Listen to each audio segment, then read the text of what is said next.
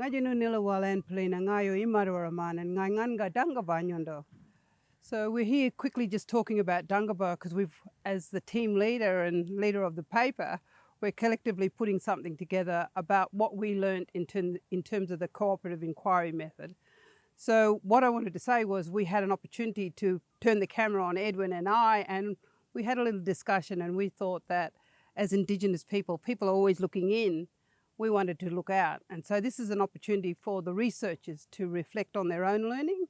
And so from that perspective, Edwin and I and Dangaba are very keen to see what all of our colleagues have done and put together. So from that perspective, Sandra is also coming in. Sandra Wooltorton, you all know her, amazing.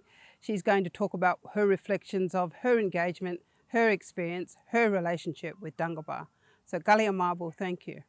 Ngayu Nilawal, Sandra Wooltorton. I wish to acknowledge the traditional owners and custodians of this living and beautiful country that I'm standing on now, one of whom's beside me, and Poelina. And I wish to acknowledge the traditional owners and custodians and good people of Nookamba and Yakanara and the owners of the Dangaba story.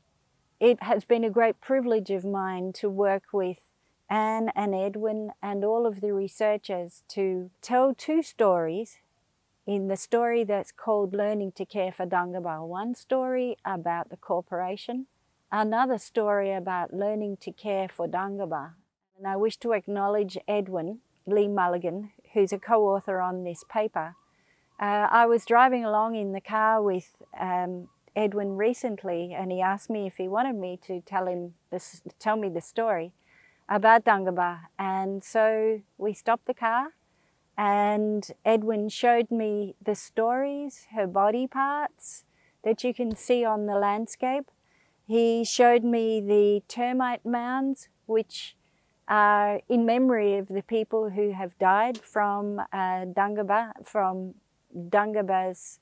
anguish. What the story has done for me is, first of all, for about 5 days, I carried the story with me day and night. It had such a huge impact. The whole process kind of spoke to me about the country being alive, the country having meaning, the country interacting with all of us. And it made me fully aware of my duty as a planetary citizen to do my bit to care for Dangaba. So for me, the story of caring for Dangaba is a little bit like the story of caring for the planet.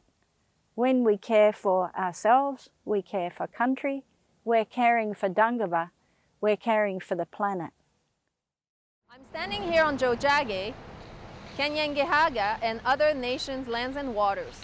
I pay respect to their traditional owners and cultural custodians. My name is Guimond. I am the mother of Jeanne and Flavie and a professor in geography at University of Quebec in Montreal. I own a car. Since my encounter with Dangaba, I learned that every day, everywhere, and every time we are fueling up our car, we are part of the problem for Dangaba. We must engage university with her. We have to learn how to care for her and for Indigenous wisdoms. Stories like Dangaba hold traditional ecological knowledge, and that cuts across the discrete learning areas of Western education. And stories like Dangaba have the power to transform the ways in which we, in the education system, teach about our environment and, more importantly, how we're connected to it. So in order to be culturally responsive, we can do this by giving voice to First Nations stories. So what we're saying as Indigenous people is that this wisdom that has come from the beginning of time has come from country, has come from the land. We see that we have a duty of care to show that our wisdom is really relevant right now for modernity if the planet is going to survive. Country is alive. It is a very, very powerful teacher.